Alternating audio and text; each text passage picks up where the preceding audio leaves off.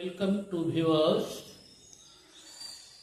আমাদের এই English learning MS চ্যানেলের 42 নম্বর পর্বটি দেখার জন্য অনুরোধ করছি।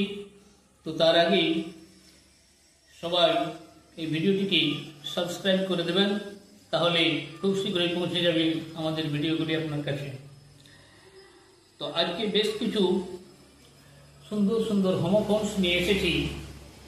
দেখুন, এই ইংলিশগুলো খুব ভালোভাবে শিখতে পারলে, বানান মানে মুখস্থ করতে পারলে চিরদিনের জন্য কাজে লাগবে।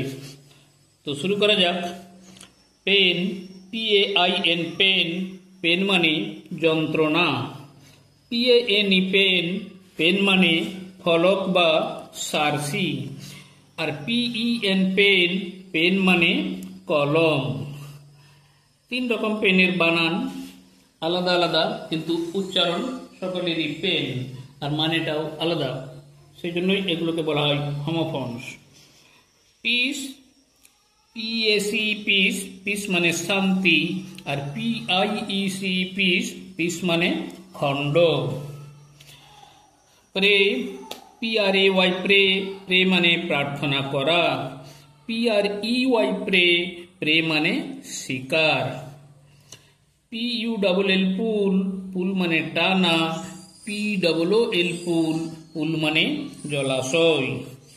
কোয়াইট, QUITE, কোয়াইট, কোয়াইট মানে বেশ বা ভালো, সুন্দর বা একেবারে।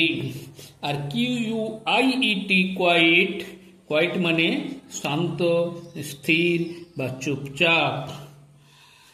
রিড, কতগুলো রিড আছে, খুব ভালো করে লক্ষ্য করুন। READ, রিড, রিড মানে পড়া।